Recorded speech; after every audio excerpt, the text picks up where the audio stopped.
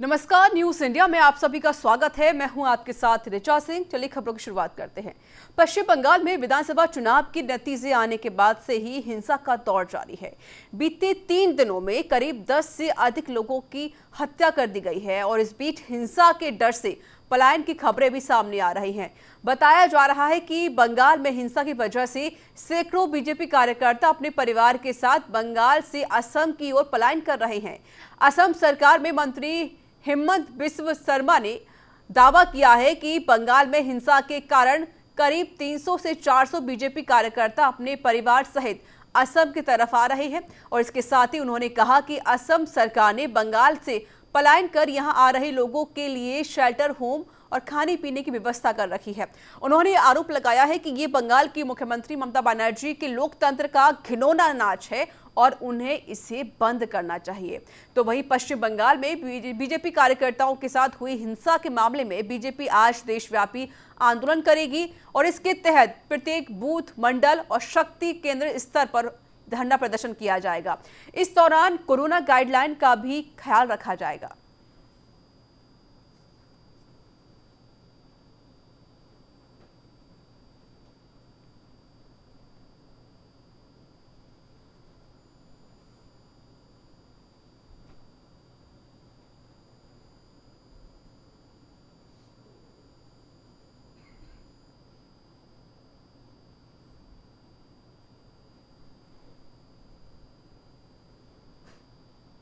और मेरे साथ जुड़ चुके इस पर अधिक बातचीत करने के लिए संवाददाता लखवीर सिंह शेखावत।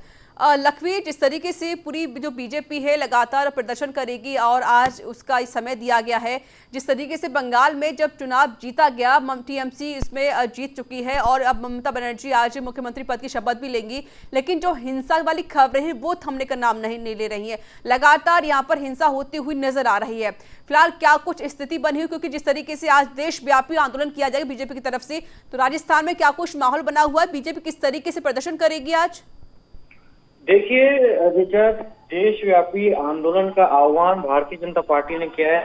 मंडल स्तर, बूथ स्तर, शक्ति केंद्र पर भारतीय जनता पार्टी के कार्यकर्ताओं को राष्ट्रीय आलाकमान के द्वारा निर्देशित किया गया है कि भारतीय जनता पार्टी धरना प्रदर्शन करे।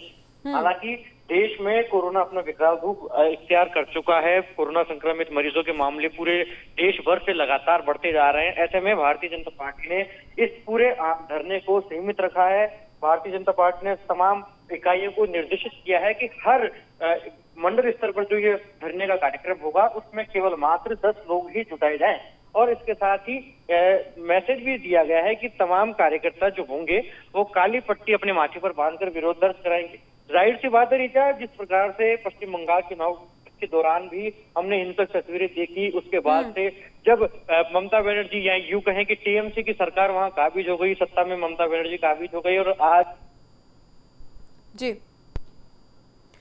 आए, उसके बाद से लगातार हिंसक तस्वीरें देखने को मिली। भारतीय जनता पार्टी के कार्यकर्ताओं को, भारतीय जनता पार्टी के समर्थकों को शिकार बनाया गया।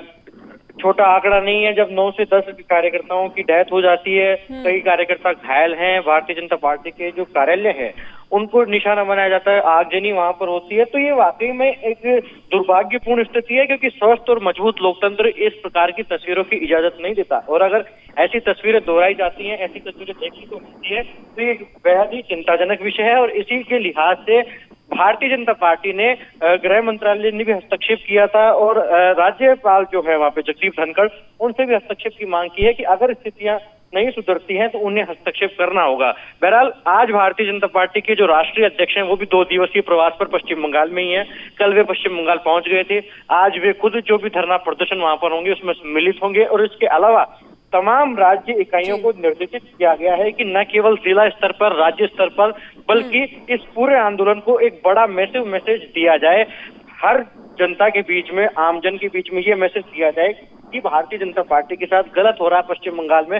इस पूरे विषय को मजबूती से उठाया जाए। इसी के लिहाज से न केवल राज्य स्तर पर और जिला स्तर पर, बल्कि हर एक बूथ स्तर को चुना गया है, मंडल स्तर को चुना गया, शक्ति केंद्र को चुना गया, ताकि एक एक आमजन के बीच में ये मैसेज जाए कि तानाशाही की जा रही है पश्चिम बंगाल में तृणमूल कांग्रेस के कार्यकर्ताओं और नेताओं द्वारा। लखवीर, आप मेरे साथ बने रहेंगे, मेरे सवाल आपसे और भी रहेंगे। मेरे साथ जुड़ चुके हैं वरिष्ठ पत्रकार है गौरव तिवारी। गौरव जी, स्वागत है आपका न्यूज इंडिया में। माफी चाहते हैं सौरभ तिवारी जी, आपका बहुत बहुत स्वागत है न्यूज इंडिया में। जी जी जी जी जी सौरभ जी, जिस तरीके से लगातार जो घटनाएं हैं हिंसा वाली वो घटती हुई जा रही है पश्चिम बंगाल में, अब तक खबरें ये आ चुकी हैं कि बंगाल के 6 जिलों में लगभग 10 से 11 कार्यकर्ताओं की हत्या हो चुकी, बीजेपी कार्यकर्ताओं की, जिस वजह से जो कार्यकर्ता हैं वो अब असम पर पहुंच चुके हैं, असम में पलायन करने को मजबूर हो गए हैं। आखिर ये हिंसाएं हो क्यों रही हैं? जिस तरीके से जो चुनाव हुए थे तब भी टीएमसी की तरफ से लगातार ये प्रदर्शन किया जा रहा था, लगातार हिंसाएं हो रही थी, पथराव किया जा रहा था, लेकिन फिर से यही घटना सामने आ रही है। इसकी वजह क्या है? क्यों ये हिंसा रुकने का नाम नहीं ले रही? सौरभ जी, देखिए मतगणना का जिस दिन मतगणना में तृणमूल कांग्रेस को जीत मिली, उसके बाद ही से उसी दिन रात से आपका पलायन, उसी दिन रात से ये सब घटना घट रही थी बंगाल में। बीजेपी का दावा, बीजेपी अध्यक्ष राज्य अध्यक्ष दिलीप घोष का दावा है कि मतदान घोषणा रिजल्ट के बाद 5 कार्यकर्ताओं को मारा पीटा गया, उनमें से 4 जन अपने दम तोड़ दिए। उसके बाद फिर 5 कार्यकर्ता को मौत के घाट उतार दिया गया। बीजेपी दावा कर रही है कि तृणमूल कांग्रेस के चाहती हूँ तो जिस तरीके से लगातार हिंसाएं हो रही है पश्चिम बंगाल में, इसको लेकर होते हुए गिरिराज सिंह ने क्या कुछ कहा है, आइए हम आपको सुना देते हैं। चलिए, संपर्क टूट गया है, तो फिलहाल जिस तरीके से लगातार जो घटना घट रही है वो निंदनीय घटना है। सौरभ जी मेरे साथ लगातार जुड़े हुए वरिष्ठ पत्रकार हैं। सौरभ जी, अपनी बात पूरी करें। जी, तो रिजल्ट के मतगणना के रिजल्ट के बाद पहले ही मैं आपको बताया कि 5 जन का मौत हो गया, तो उसका अगला दिन पश्चिम बंगाल के अध्यक्ष दिलीप घोष ने राज्यपाल के पास एक ज्ञापन भी सौंपे। राज्यपाल को उन्होंने कहा कि जो हिंसा घट रही है बीजेपी कार्यकर्ता के साथ, जो घटना घट रही है, उनको मारा पीटा जा रहा है। साथ साथ मैं कल की बात करूं, कल पश्चिम बंगाल के पूर्व बर्धमान के जमालपुर में तृणमूल कांग्रेस के जो कार्यकर्ता हैं, उन्होंने एक बीजेपी कार्यकर्ता के घर पे गया, उनकी माता के गले पे चाकू चला दिया, जिसके कारण गंभीर रूप से वो घायल हो गए। फिलहाल वो बर्धमान मेडिकल कॉलेज और अस्पताल में चिकित्साधीन है। इसके साथ साथ विभिन्न घटना जो घट रही है, इसके साथ साथ बीजेपी की तरफ से बार बार राज्यपाल को भी कहा जा रहा है, पुलिस प्रशासन को भी कहा जा रहा है। हालांकि बीजेपी का दावा है कि पुलिस प्रशासन काम नहीं कर रही है। इसके साथ साथ बीजेपी नेता हेमंत बिस्वा शर्मा ने भी दावा किया है कि ये जो घटना बीजेपी कार्यकर्ता के साथ घट रही है, जिसके कारण वो मजबूर होकर वो कार्यकर्ता असम के तरफ जाने के लिए पलायन कर रहे हैं, तथा हमने सूत्र के मार्फत हमको पता चला है कि बहुत कार्यकर्ता अभी तक पलायन कर चुके हैं। कार्यकर्ताओं की हत्या कर दी जाती है, उनके घर जला दिए जाते, कार्यालय तक जला दिए जाते हैं। ये जो बौखलाहट है टीएमसी का, आखिरकार बौखलाहट क्यों हो रही है? क्या दिक्कत है टीएमसी को? क्यों जिस वजह से लगातार कार्यकर्ताओं की हत्याएं की जा रही हैं, और क्यों इस पे एक्शन नहीं लिया जा रहा है ममता बनर्जी की तरफ से? देखिए ऋचा जी, इस विषय पे हमने टीएमसी का भी राय जानने की कोशिश की, टीएमसी के नेता से भी बात करने की कोशिश की। उनका कहना है कि ये टीएमसी द्वारा किया गया घटना नहीं है, ये बीजेपी के जो पुराने कार्यकर्ता हैं और नए कार्यकर्ता हैं, उनके आपस में झगड़ा है, आपसी हिंसा के कारण ऐसा हो रहा है। टीएमसी ये दावा कर रही है कि टीएमसी के कोई भी नेता, कोई भी कार्यकर्ता बीजेपी के तरफ कोई भी हिंसा या कोई भी घटना ऐसा नहीं घटाई है, कोई भी हमला ऐसा नहीं बोला है। और जेपी नड्डा जी कल दोपहर को कलकत्ता में आ पहुंचे हैं।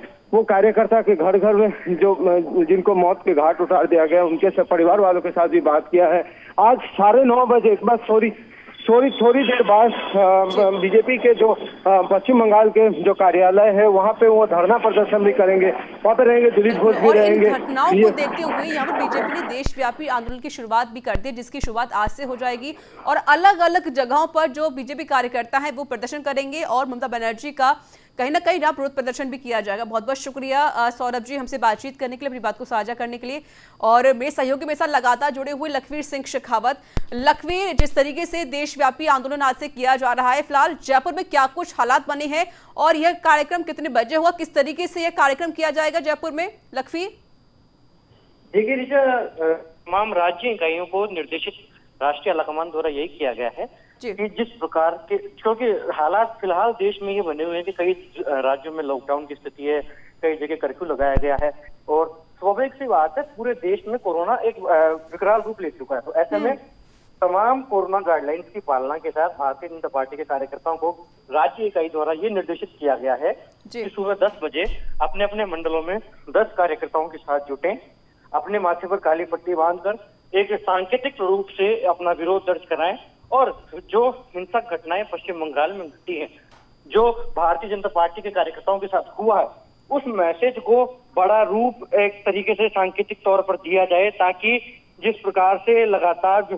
हिंसक घटनाएं पश्चिम बंगाल में घटित हो रही हैं उसमें कहीं ना कहीं कमी आ सके और एक तरीके से श्रद्धांजलि के रूप में भी भारतीय जनता पार्टी बोलेगी कि जो कार्यकर्ताओं की डेथ वहां पर हुई है उनको श्रद्धासुमन भी अर्पित की जा सके। तो काली पट्टी बांधकर एक विरोध स्वरूप भारतीय जनता पार्टी जताना चाहती है और जरूरी इसलिए भी हो जाता है क्योंकि भारतीय जनता पार्टी लगातार ये दावा कर रही है कि तृणमूल कांग्रेस के कार्यकर्ताओं द्वारा ये सब किया जा रहा है। बिल्कुल लखवीर, यानी कोविड के प्रोटोकॉल का विशेष तौर पर यहाँ ख्याल रखा जाएगा और जिस तरीके से कहा आपने खुद कि लगभग जो 10 बीजेपी कार्यकर्ता हैं वो प्रदर्शन करेंगे और सर पर काली पट्टी बांधकर यह प्रदर्शन किया जाएगा, ममता बनर्जी का विरोध किया जाएगा। चलिए लखवीर, बहुत बहुत शुक्रिया, आप नजर बनाए रखेंगे, अपडेट हम आपसे लेते रहेंगे।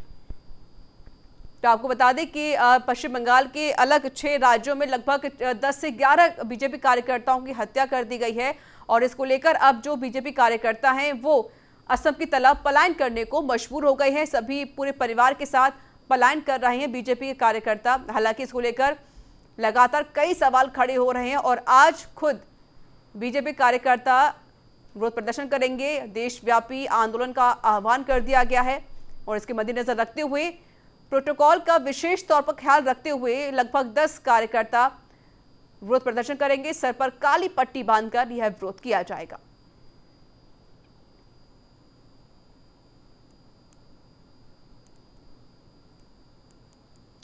तो चुनाव से पहले, चुनाव के बाद, फिर मतगणना के बाद यहाँ पर जो हिंसाएं हैं पश्चिम बंगाल में वो थमने का नाम नहीं ले रही हैं। और दूसरी बात यह है कि टीएमसी और बीजेपी दोनों ही एक दूसरे पर आरोप प्रत्यारोप लगा रहे हैं। हालांकि लगातार जो घटनाएं हिंसा की वो रोकने का नाम नहीं ले रही, लेकिन अभी तक इसमें ममता बनर्जी ने कोई एक्शन नहीं लिया है और ना ही कोई रिएक्शन दिया है। और आपको बता दें इस पूरे मामले को लेकर गिरिराज सिंह ने क्या कुछ कहा है, आइए आपको सुना देते हैं। देखिए, गोत्र का सवाल नहीं है। भारत में लोकतंत्र रहेगा कि नहीं, ये आज प्रश्न चिन्ह लग गया है बंगाल में टीएमसी के रवैये के कारण। देश में पहला राज्य है जहां राजनीतिक हत्याएं सरकार के नेतृत्व में, सरकार के संरक्षण में, मुझे तो नॉर्थ कोरिया के वो किम जोंग का दृश्य दिखाई देता है कि किम जोंग के खिलाफ अगर कोई आवाज उठाए, सर कलम टीएमसी के खिलाफ आवाज उठाए, सर कलम। पंचायत के चुनाव के बाद वही हुआ। अभी एमएलए के चुनाव के बाद दर्जनों लोगों की हत्या कर दी गई। किसके कार्यकर्ताओं की हत्या हुई, ये एक अलग सवाल है। सवाल है लोकतंत्र बचेगा कि नहीं। देश के सभी लोगों को सोचने के लिए बाध्य होना पड़ेगा। सुप्रीम कोर्ट से लेकर के सभी न्यायिक संस्थानों को भी, जो ममता बनर्जी के नेतृत्व वाली टीएमसी है, आज किम जोंग की पार्टी बन गई।